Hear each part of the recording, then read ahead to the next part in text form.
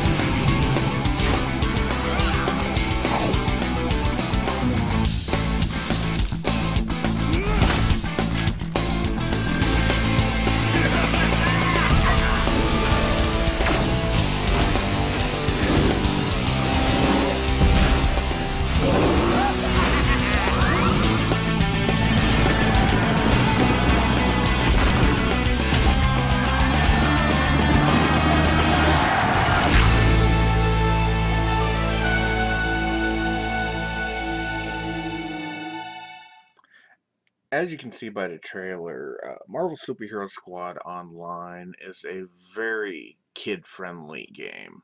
The animation style is very cartoony. Characters have, four fingers, four toes, things like that. But despite that, I was actually really surprised by the amount of work that Gazillion Entertainment, the guys who are the publishers for this, and the developers, the Amazing Society, put into this. There's a lot of things that they did for this game that actually make it really, really stand out. Now, granted, this is not going to be challenging World of Warcraft anytime soon for the crown of MMO. It's just not that type of game. It's like I said. I mean, this is for kids. This is to have the kids, sit there, play this, have fun. I mean, it's a tie-in to, I believe it's the 2009 series, the Superhero Squad that was done on Cartoon Network. The show, from what I understand, it's like now just hit DVD, and they've got two console release games, one on the Wii, another on the Nintendo DS.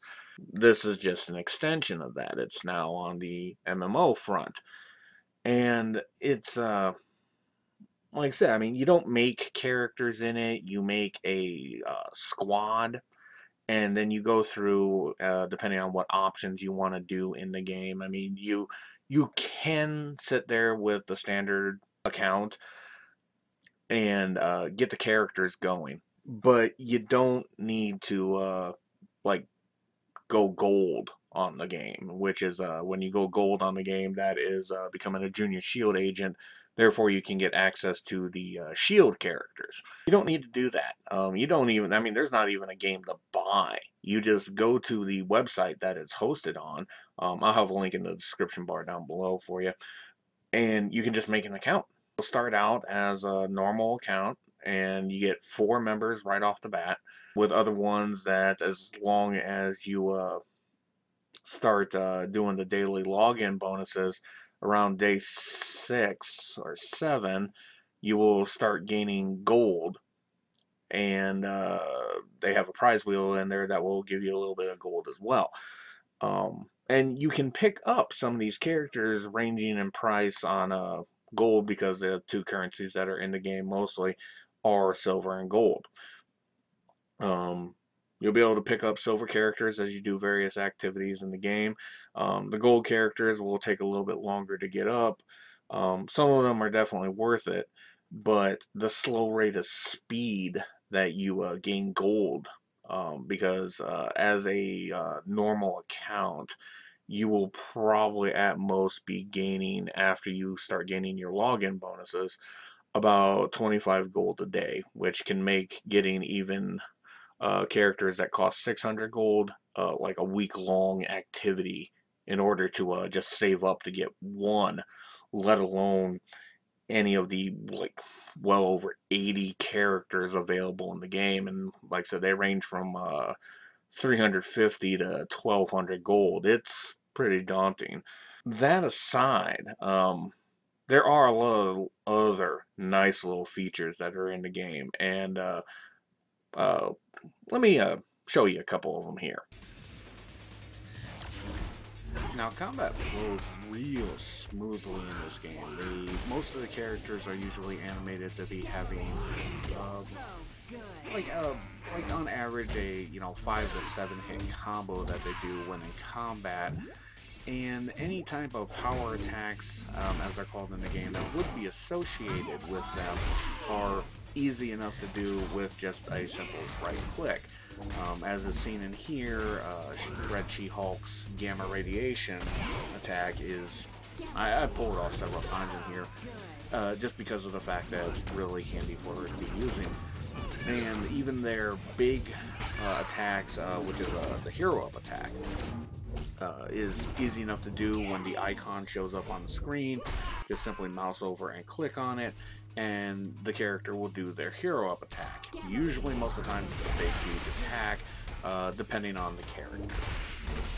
But, like I said, it flows real nicely, and is, like I said, the styles for all the characters vary a lot. There are some similarities between other ones, but it is still really well done in terms of how the characters move and flow, and is, like I said, for a kid's game, really surprising how well the fluidity of the combat goes. And I do have to give the game credit. The sheer amount of variety of attacks that the characters can pull off, from shield throws to weapons that the characters are known for, lightning strikes, boulders ripped from the ground, spears, really big guns, even signature attacks like the wasp sting. They're all here.